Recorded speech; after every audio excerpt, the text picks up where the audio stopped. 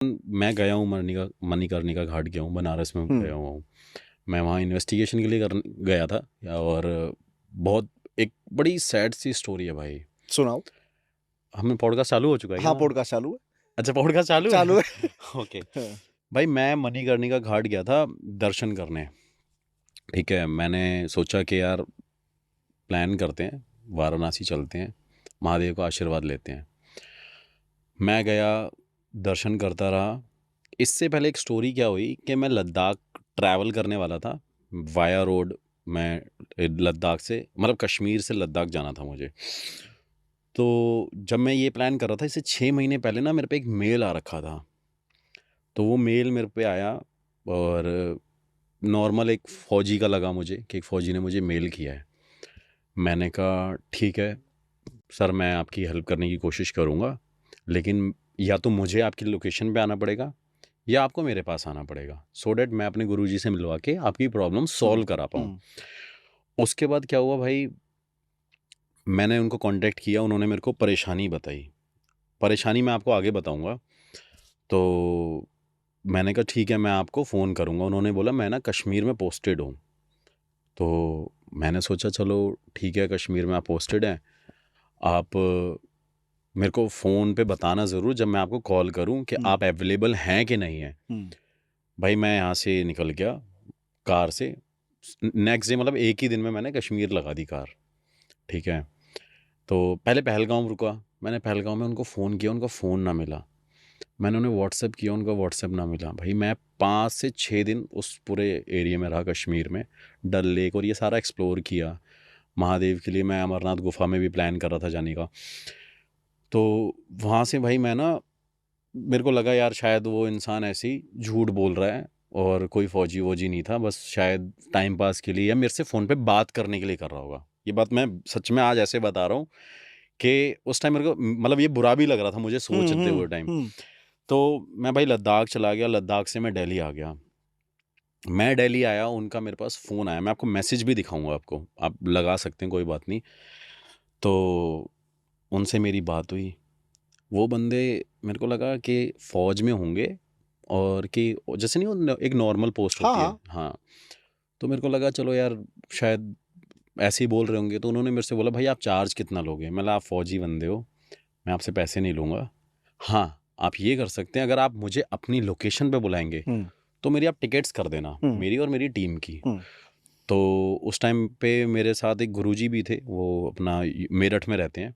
उन्होंने मेरे साथ एक दो वीडियोस भी बनाई हैं, बट उन्होंने कभी पैसे वैसे नहीं लिए। तो मैंने उनको बोला कि चलिए गुरुजी मैं आपको घुमा के लाता हूँ। एज उनकी 80 ईयर्स है, लेकिन वो मेरे से भी ज़्यादा एक्टिव हैं। हम्म। अगर आज उनको बोल दो ना आप 5 फुट जंप कर दो, तो वो जंप कर देते हैं। इतने एक्टिव बंदा मैंने अपनी लाइफ में नहीं देखा। तो मैंने उनको फ़ोन किया, मैंने बोला ऐसे ऐसे क्लाइंट है, अब वो कह रहा है कि आप वहाँ आ जाओ। तो मैंने कहा यार वाराणसी तो जाना ही था दर्शन करने, मणिकर्णिका घाट भी जाना था। अगर आपको पता हो वहाँ पे एक डोम का राजा वाली डोम राजा है, डोम हाँ। राजा स्टोरी, हाँ। तो मैं वो स्टोरी एक्चुअली कवर करने गया था, कि मेरे को था कि दर्शन भी करने और वो स्टोरी कवर करनी है, भले व्यूअर्स के लिए नहीं, अपने लिए। भाई बहुत क्रेजी एक्सपीरियंस होता है हाँ, वहां पे, बहुत क्रेजी बहुत बहुत एक्सपीरियंस। ज़बरदस्त है। भाई मैंने दर्शन करे, फिर उन्होंने क्या किया, मेरे को फ़ोन किया। मैं फ़ोन से गया भाई, अपना गाजीपुर पड़ता है, हम्म। गाजीपुर अपना वाराणसी से 2 ढाई घंटे का ट्रैवलिंग करके हम गाजीपुर पहुँचे। भाई आप मानोगे नहीं, मैं जब उस इंसान से मिला, वो बुलेट लेके आया बंदा, उसकी 6.2 हाइट, उसकी बॉडी ऐसी, और मैं उसके सामने ऐसे, मतलब भाई जी आप भाई 6 फुट 2 इंच बहुत होता है। हाँ हाँ। भाई इतनी हाइट। और हाँ।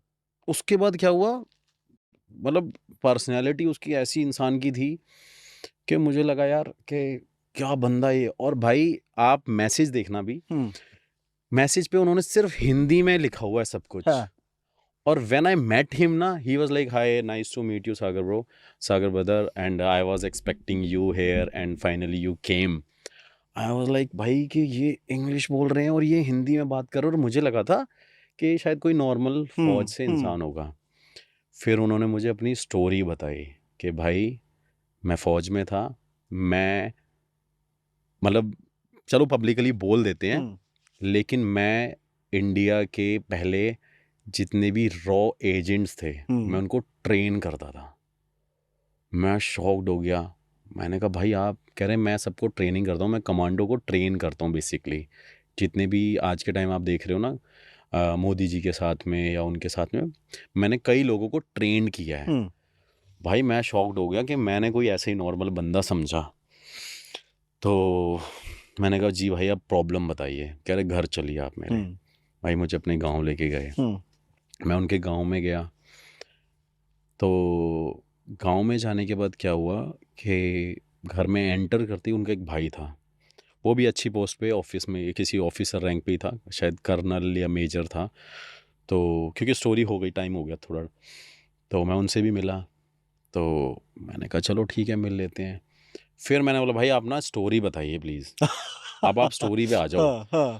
भाई मैं स्टोरी पे उनको फोकस डालने को बोला। मैंने भाई अब स्टोरी बताओ यार, आपने इतनी दूर से बुला लिया मुझे। और एक्चुअली वो ट्रैवल टाइम हमारा, और उस टाइम पे मेरे साथ एक लड़की भी थी जो हमारे साथ ट्रैवल कर रही थी, मेरी कैमरामैन मतलब फ्रेंड भी थी, कैमरामैन भी थी, और अंकल भी थे वो जो पंडित जी हैं, मैं उनको अंकल जी पंडित जी बोलता था।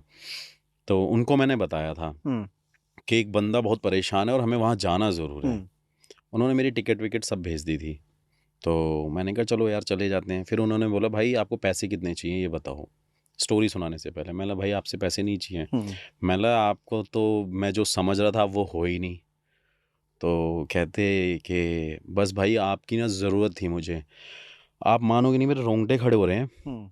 उस इंसान ने मुझे ये बात बोली कि सागर भाई मैं आपके नंबर के लिए रात रात भर रोया हूँ कि आपका मेरे को नंबर मिल जाए। मैं ये नहीं कहता मैं बहुत बड़ा इंसान हूँ, मैं भगवान तो हूँ नहीं, मैं भी एक इंसान हूँ, एक सोर्स हूँ मैं भी बिल्कुल कि किसी की हेल्प कर सकता हूँ। भाई उन्होंने मेरे को बोला मैं रोया हूँ लिटरली, मैं आपकी वीडियो देखता था तो मैं रोता था कि मुझे इस इंसान का नंबर मिल जाए। कह रहा और हम इंस्टाग्राम फेसबुक ये सब नहीं चला सकते ओके क्योंकि भाई वो उनकी कंडीशंस होती है ना कि उनको कोई ट्रैक ना करे। और आप कभी भी देखना आर्मी और ऑफिसर्स बड़ी रैंक के लोग ये सब नहीं चलाते हैं ज़्यादातर। दो भाई थे वो, उनके फादर और उनके ब्रदर। तो कह रहे मेरे चाचा जी थे, वो 21 साल की उम्र में घर छोड़ के चले गए और वो आज तक लौटे नहीं हैं।